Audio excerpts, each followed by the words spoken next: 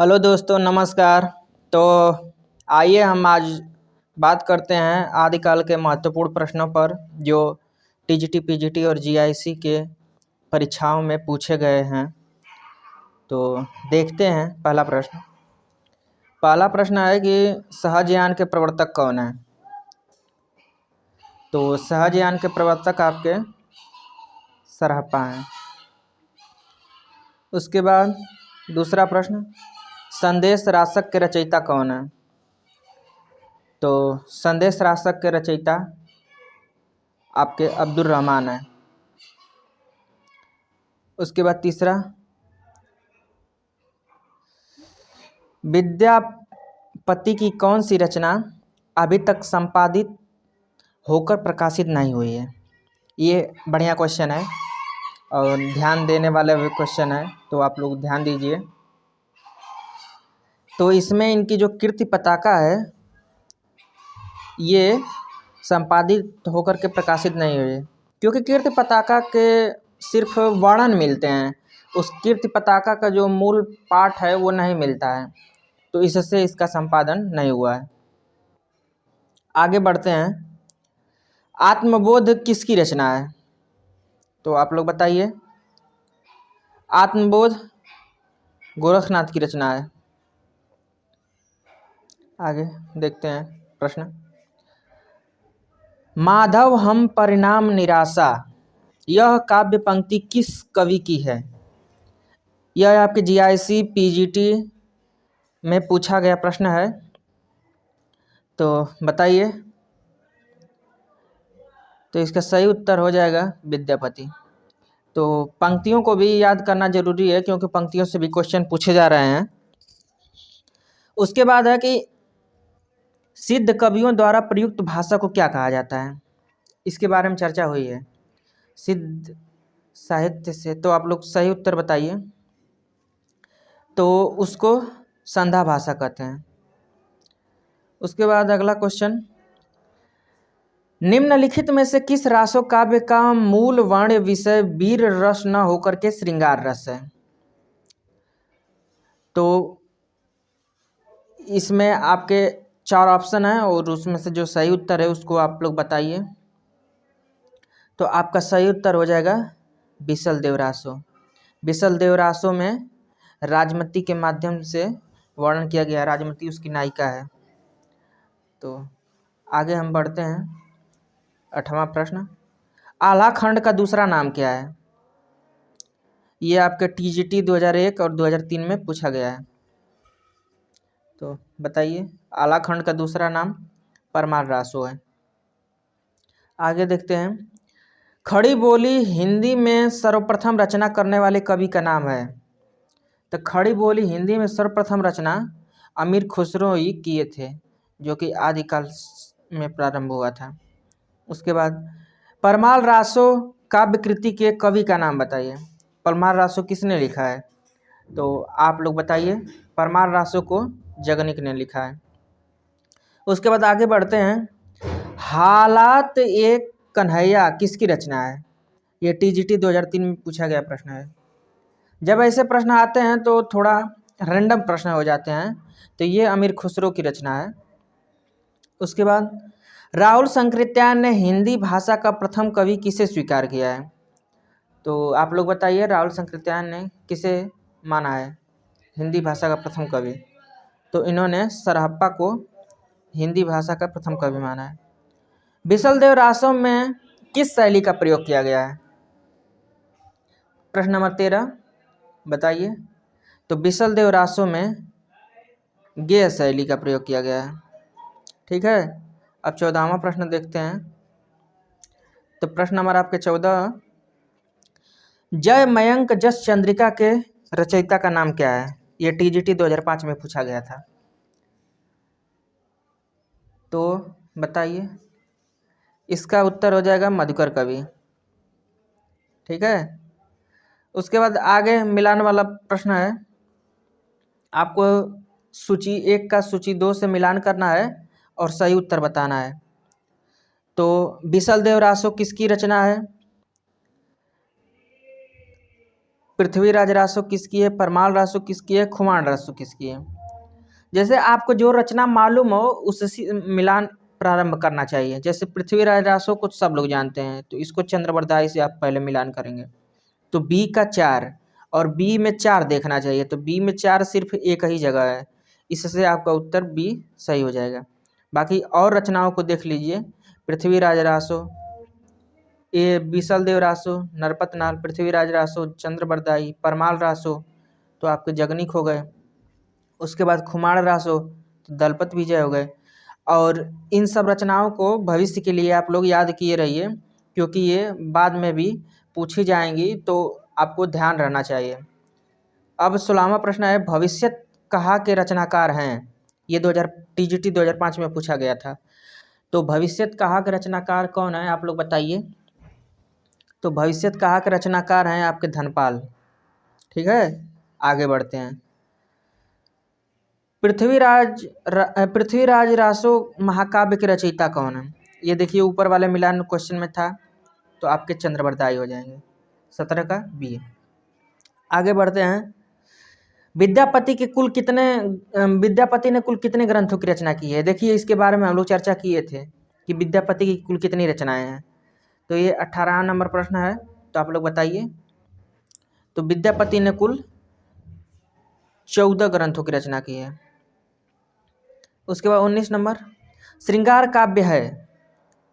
तो आप लोग बताइए श्रृंगार काव्य निम्नलिखित में से कौन सा है। क्योंकि इसके पहले जो क्वेश्चन आया था वो बीसल देव रासो से इसी प्रकार का क्वेश्चन था कि कौन वीर गीत की रचना कौन सी नहीं है, तो उसमें बीसल देव रासो सही था। और ये प्रश्न बदल करके टीजीटी 2009 में इस तरह से दे दिया गया, तो श्रृंगार काव्य आपका बीसल देव रासो ही है।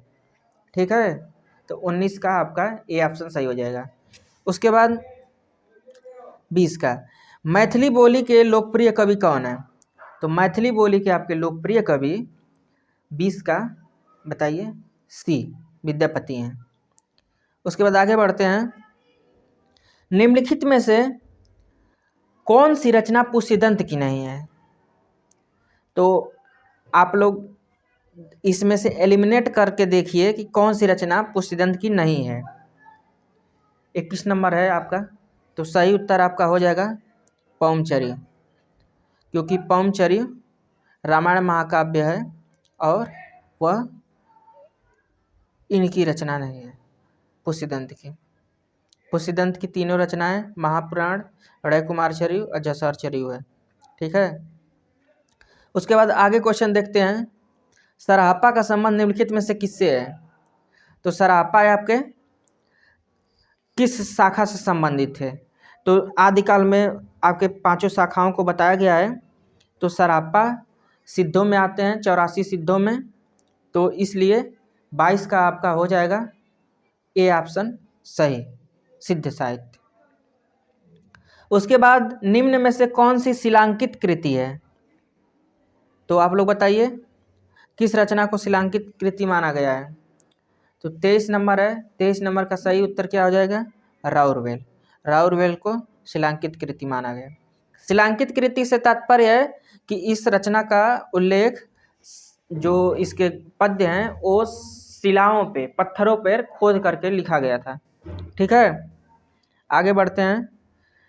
शालिभद्र सूरी की रचना का नाम 24 नंबर है, और 24 नंबर में आप लोग उत्तर दीजिए। तो शालिभद्र सूरी की रचना जो है वो भरतेश्वर बाहुबली रास है। उसके बाद आगे बढ़ते हैं। 25 नंबर, अमीर खुसरो किस नाम से जाने जाते हैं। तो देखिए ऑप्शन कितना बढ़िया दिया है, तूतीय हिंद, तोता ए हिंद, सितारे हिंद, सर हिंद। आदमी कंफ्यूज हो जाए, इसके लिए ऑप्शन ऐसे सिमिलर दिए गए हैं। तो 25 का आप लोग उत्तर बताइए। तो 25 का उत्तर हो जाएगा तूतीय हिंद। 26 नंबर, उपदेश रसायन रास किस के रचयिता कौन है। तो आप लोग बताइए 26 का। तो 26 का जिनदत्त सूरी हो जाएंगे। ठीक है, आगे बढ़ते हैं। निम्नलिखित में से किस कवि को अपभ्रंश का वाल्मीकि कहा जाता है। ठीक है, अपभ्रंश का वाल्मीकि किसको कहा जाता है, यानी कि अपभ्रंश में रामायण किसने लिखा है। तो आप लोग 27 नंबर का बताइए। तो 27 नंबर का स्वयंभू हो जाएंगे। आगे बढ़ते हैं। किस कवि को अभिनव जयदेव कहा जाता है? तो ये उपाधियां पढ़ाते समय हम बताए थे कि किसको कौन कौन सी उपाधि दी गई है। तो उस समय विद्यापति को जो उपाधियां दी गई थी उसके बारे में हमने चर्चा किया था। तो इसमें आपका सही उत्तर हो जाएगा विद्यापति। इनको मैथिल कोकिल भी कहा जाता है, अभिनव जयदेव कहा जाता है। तो इस नाम से इनको पुकारा जाता है। 29 नंबर क्वेश्चन देखते हैं कि निम्न में से कौन सी रचना व्याकरण ग्रंथ है? तो 29 नंबर का आप लोग सही उत्तर बताइएगा। तो 29 का आपका सी ऑप्शन सही हो जाएगा, उक्ति व्यक्ति प्रकरण। ठीक है। 30 नंबर, प्रबंध चिंतामणि के रचयिता का नाम है? तो प्रबंध चिंतामणि की रचना आपके मेरुतुंग ने किया था। ठीक है। आगे बढ़ते हैं। 31 नंबर, सिद्धों की साधना में शून्य का पूरक तत्व था। ये अच्छा क्वेश्चन है। शून्य का पूरक तत्व आप लोग बताइए। तो 31 नंबर का आपका क्या उत्तर होगा? तो इसमें ब्रज हो जाएगा। शून्य का पूरक तत्व था सिद्धों की साधना में, तो ब्रज। आगे बढ़ते हैं।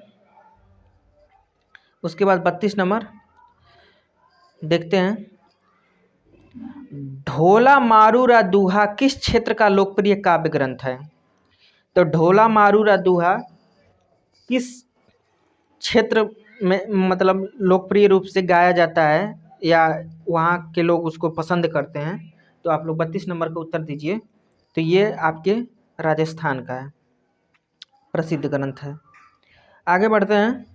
किस ग्रंथ में कलचुरी राजवंश के किसी सामंत की 7 नायिकाओं के नखशिख का वर्णन किया गया है? 33 नंबर का उत्तर दीजिए आप लोग। तो 33 का उत्तर हो जाएगा सी, राउरवेल। राउरवेल में उनकी 7 लड़कियों के जो राजा थे उनके नखशिख का वर्णन किया गया है।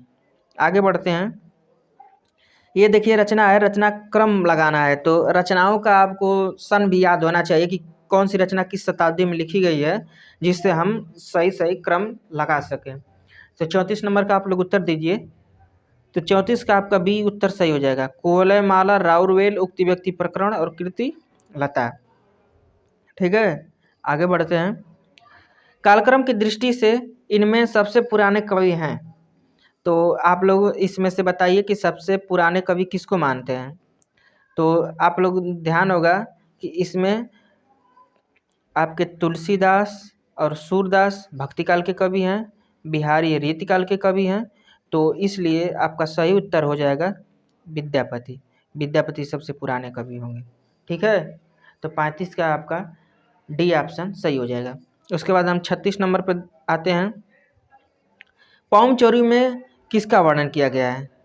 तो अभी हम आपको बताए हैं कि पौमचौरी रामायण महाकाव्य है। तो रामायण महाकाव्य में राम का वर्णन किया गया है। ठीक है। ये आपके टीजीटी में दिलई केवी और टीजीटी 2021 में उसमें पूछा गया था। आगे क्वेश्चन देखते हैं। 37 नंबर, निम्न में से कौन सा नाम नाथपंथी साधकों में शामिल नहीं है? तो आप लोग बताइए, नाथपंथी साधकों में कौन सा नाम शामिल नहीं है? 37 नंबर का उत्तर दीजिए। तो 37 का आपका सी हो जाएगा, कड़प्पा। ये सिद्धों में थे और ये पूछा है नाथपंथी साधकों में। तो ये 84 सिद्धों में महत्वपूर्ण है, तो इसलिए ये आपका उत्तर सही हो जाएगा, क्योंकि ये निगेटिव प्रश्न पूछा गया है। ठीक है। आगे बढ़ते हैं। गोरखपानी नामक पुस्तक के संपादक कौन है? तो 38 नंबर का आप लोग उत्तर दीजिए। तो गोरखपानी पुस्तक के संपादक इनमें से कोई नहीं है, क्योंकि गोरखवाणी पुस्तक का संपादन पीताम्बर दत्त बड़थवाल ने किया था। ठीक है। आगे बढ़ते हैं। किस ग्रंथ में चंद्रबरदाई को छप्पयों का राजा कहा जाता है? यानी कि किस ग्रंथ में उन्होंने सबसे ज़्यादा छप्पयों का प्रयोग किया गया है? तो 39 नंबर का आपका सही उत्तर क्या होगा? तो नहीं, प्रश्न है कि किस ग्रंथ में चंद्रबरदाई को छप्पयों का राजा कहा गया है, ये प्रश्न है। देखिए प्रश्न न पढ़ने का नतीजा, मतलब किस रचना में कहा गया है। हम लोग ये सोच रहे थे कि किस रचना को कहा गया है, कितना कन्फ्यूजन हो गया। तो शिव सिंह सरोज में कहा गया है, ये देखिए गलती हो जाती है। तो 39 का आपका सही उत्तर ए हो जाएगा। आगे बढ़ते हैं 40 नंबर। निम्नांकित में से सिद्ध साहित्य के विषय में कौन सा कथन सत्य नहीं है? तो आप लोग बताइए, सिद्ध साहित्य के विषय में कौन सा कथन सत्य नहीं है? पहला है कि सिद्ध साहित्य का झुकाव सहज साधना की ओर है। दूसरा कि सिद्ध साहित्य के प्रथम कवि सरहप्पा हैं। तीसरा कि सिद्ध साहित्य की रचना चर्यापदों तथा दोहा में हुई है। चौथा कि सिद्ध साहित्य का प्रणयन पिंगल भाषा में हुआ है। तो आप लोग सही उत्तर बताइए 40 नंबर का। तो आपका 40 का सही उत्तर डी हो जाएगा। सिद्ध साहित्य का प्रणयन पिंगल में नहीं हुआ है। ओके, आगे बढ़ते हैं। 50 प्रश्न हल किया जाएगा, फिर आगे अगली वीडियो में बात किया जाएगा। तो 40 प्रश्न हो गए। 41 नंबर देखते हैं। कौल ज्ञान निर्णय के रचनाकार हैं। कौल ज्ञान निर्णय किसकी रचना है बताइए आप लोग। तो आपका 41 नंबर का सही उत्तर हो जाएगा मच्छिंद्र नाथ। मत्स्येंद्र नाथ इनका शुद्ध नाम है। आगे बढ़ते हैं। निम्नलिखित में से अपभ्रंश प्रभावित हिंदी रचना कौन सी है? मतलब कौन सी रचना है जिसमें अपभ्रंश भाषा के भी पुट मिलते हैं? तो 42 नंबर का आपका सही उत्तर हो जाएगा सी, भरतेश्वर बाहुबली रास। आगे बढ़ते हैं। चारण साहित्य किस साहित्य का दूसरा नाम है? 43 नंबर। तो आपका चारण साहित्य रासो साहित्य को कहा जाता है, क्योंकि ये दरबारी काव्य है, दरबारों में रह करके लिखा गया। 44 नंबर देखते हैं कि सिद्ध सामंत युग आदिकाल को किसने कहा? आदिकाल के नामकरण में हम लोग पढ़ाए थे कि आदिकाल को किसने किस नाम से जाना है, तो उसमें आप लोग पढ़े हुए हैं कि सिद्ध सामंत युग किसको कहा गया है। तो सिद्ध सामंत युग आप लोग बताइए। तो ये हो जाएगा आपका राहुल संकृत्यायन। आगे बढ़ते हैं। आदिकालीन हिंदी काव्यधारा में उपलब्ध नहीं है। मतलब आदिकालीन हिंदी काव्यधारा में जो आपके 5 भाग थे उसमें से कौन सा उपलब्ध नहीं है? तो सही उत्तर आपका क्या होगा? तो सिख साहित्य। सिख साहित्य नहीं है। बाकी जैन साहित्य भी है, सिद्ध साहित्य भी है, नाथ साहित्य भी है, लेकिन सिख साहित्य नहीं है, सिद्ध साहित्य है। ठीक है, तो आगे बढ़ते हैं। आपका ये 45 का आपका सी सही होगा। उसके बाद आगे देखते हैं 46 नंबर। आदिकालीन साहित्य का प्रमुख रस है। तो आदिकालीन साहित्य का आप लोग प्रमुख रस बताइए, क्योंकि इसी आदिकाल को रामचंद्र शुक्ल ने वीरगाथा काल कहा है और उसमें कुछ वीर परक रचनाओं को शामिल किया। तो सही उत्तर आपका क्या होगा? 46 नंबर। तो 46 का आपका सही उत्तर हो जाएगा डी, वीर रस की प्रधानता है।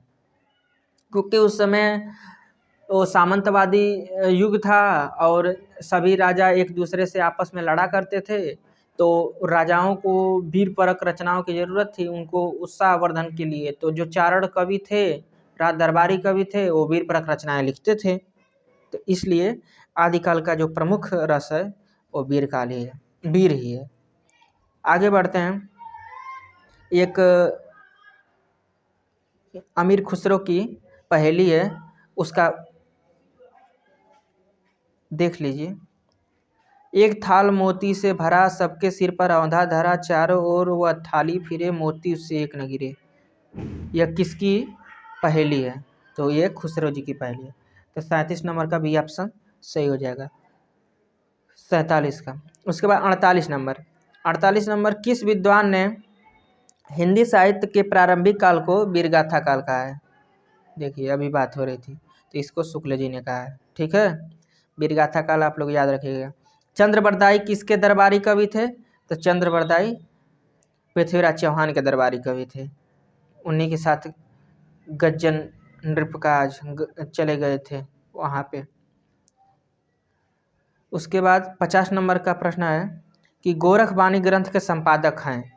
अभी ये ऊपर क्वेश्चन था कि गोरखवाणी के संपादक कौन है, तो इनमें से कोई नहीं था उत्तर।